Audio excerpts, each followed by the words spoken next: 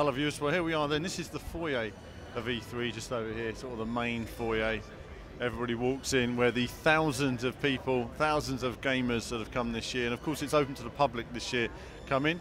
And on this side we have the South Hall. Now this here is the biggest of the halls. It's also the most crazy busy, so we're going to go in and take a look. Now yesterday I looked at the West Hall, which was obviously crazy after just a few minutes. You know, this time it's going to be middle of the day.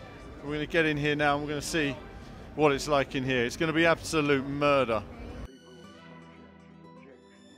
Badges have got to be checked, of course, even though I've been in here 10 times already. And same for our cameraman. But we're in past the overzealous security. Here you see Microsoft. Look at it. Murder. So many people. The queue is temporarily full for Forza Motorsport. And there is absolutely zero chance of you getting on and playing anything right now. It really is crazy. If we got the middle of the hall, we're going to try and make our way through. I think this is the problem with it being a consumer show now, is that you just can't get anywhere, you know. We'll try and cut across the stand. See the Scorpio here, we'll see that on other videos. Broken down, Scorpio, Xbox One X. It's a bit of a mouthful, really. So going onto the stand, you can see the big Forza rig there. We'll try to get a look across the stands at some point in another video, but it really is difficult trying to get anywhere. The other side, we've got Call of Duty World War II. Actually looks really good. I'm a big fan of Call of Duty World at War, and I hope they've delivered again with this version. You know, I really like War Mode. That was the mode I liked the most in that. And it'll be interesting to see what they've got to try and revitalise it. But at the same time, I think, for me, Perks kind of took over. And I really want to see it go back to basics in terms of shooting, gunning, action. Look at this. Massive stand for Shadow of War. Obviously, it played a big part in Microsoft's press conference. And you can see they've built a massive dragon as well. It's amazing when you come in here and you see the scale of these stands. You know, how much is invested into building them. Just get a proper look. So here it is. Bit of a dragon there you can ride, get a photograph taken. Impressive stuff.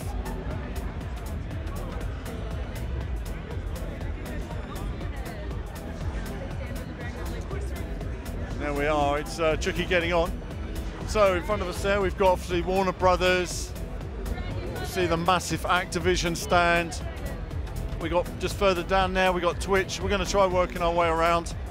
But as you can see, there's a lot of people. Let's work our way in a bit further.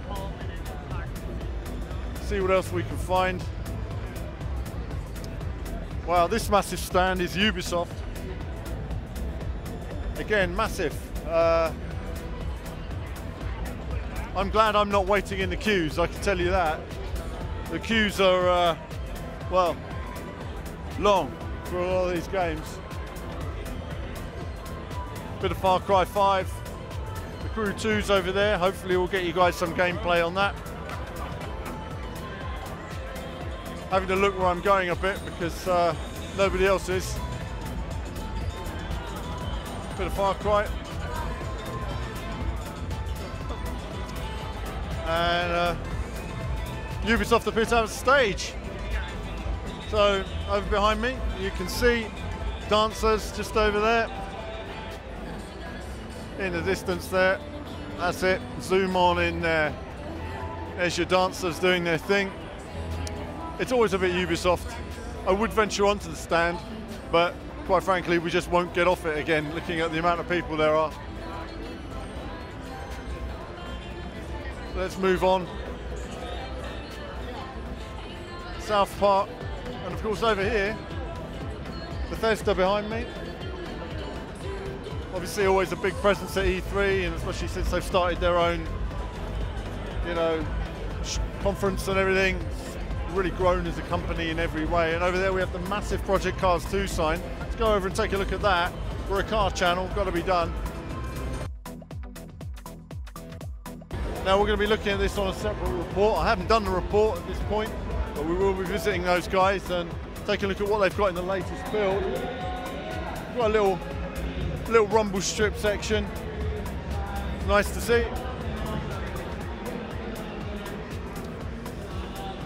Here we have the rigs lined up with see the E3 build here, Bannock Bray race circuit. Again, it's running at different frame rates on the different builds. It seems to be running much smoother on one over there than over here. Whether that's a different build or a different format, I don't know. This one's running at 60, that one's running, or nearly 60, that one's running at somewhere near 30, that one's running at 60. Over here, look, we've got a McLaren. Let's get stuck in, have a look at this. We can just squeeze in here. So again here, McLaren partnership with Project Cars 2. It's great to see. And it's really great to see the emergence really of the car companies really embracing the video games and the culture behind it. And I guess brand recognition, what can you say? It's all about marketing now. As long as the cars are fun to drive, I drove this in VR and very impressive. You know, the resolution obviously in VR still isn't there for the mass market, but great to see how the future is there, even if it does give you a bit of motion sickness along the way. So we'll carry on. McLaren there, and you can see the queue for Project Cars 2 here. So this goes all the way around. Lots of people queuing up, wanting a bit of Project Cars 2 action. And this is still just an early build. You know, I look forward to testing the later builds, seeing how they turn out. And you can see here loads of people waiting. It's a long old wait to play a bit of Project Cars 2 at the moment. It's nice and quiet, this back part of the hall. So that's Project Cars 2. Let's have a walk around and we'll see what else we can find on the show floor. Okay viewers, so we're on the other side of the stand now. You can see the other side of the Bethesda stand there. Big mushrooms and stuff like that, as you do. Morrowind, various different press lounges. All very impressive. I mean, it's massive scale. You know, if we look on this side now, we got esports arena. I mean, look at that. Wow. I mean, playing a bit of Quake. After all these years, you know, Quake's still so massive. Amazes me. It's always the older titles that establish themselves. So let's have a wander around here. So we've got Twitch over there. As if you want to find all your top streamers, I'm sure they'll be on there, and they'll be streaming all of E3 as well. Again, more of your Warner Brothers there. That's where you go if you want to jump your queues. And we got private rooms here for Bethesda, testing the VR experiences. Very interesting to see. You always need so much space for VR.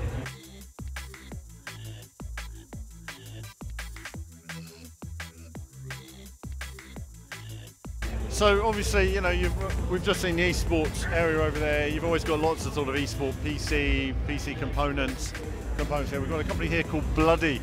Look at that, Bloody.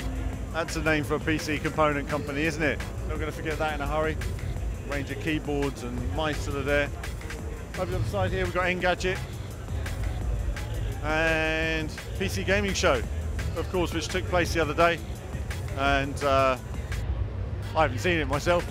There's so much, you know, when you're here at the show, sometimes you see less because you're not seeing all the trailers that are coming out. You know, you hear about it, but you don't have the chance to see it.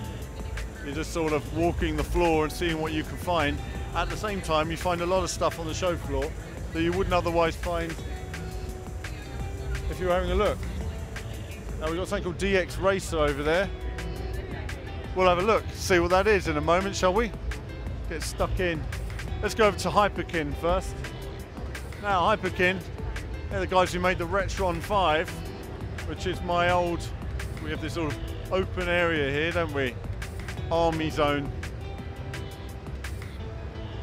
So, Hyperkin made the Retron 5, which is my retro console. And they've got a new one here, haven't they? Retron 77. Let's see what these guys have got on the stand. Retro gaming wares, old Xbox controller, guns. And here we have the Retron 77, like an old Atari 2600. Look at that. Play your old Atari 2600 games. Very nice. Comes with an old retro joystick as well, just for that one button experience. Recreate that in your home. Hey, you know, the retro consoles have really become a thing again now, haven't they? I mean, everybody's sort of really into it now, and it's great. I mean, it gives you a system to play all your old consoles on. Now, I have to admit, the Retron 5 did chew up the cartridges a bit. I wasn't so keen, but you can see here various different things of Nintendo and stuff like that. It really exploded in terms of the business. Let's go check out that DX Racer, see what it's about.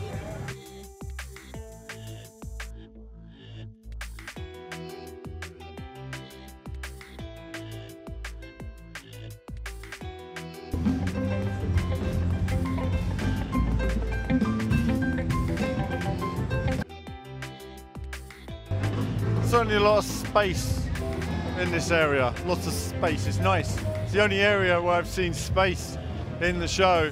My goodness me, it's a bottleneck over there. So here we are then, DX Racer, what's this all about? Racing Series seats.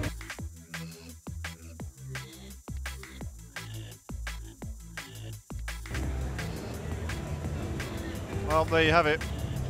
Racing games are becoming mass market now, aren't they? Absolutely. Well, how do you like it? Makes me feel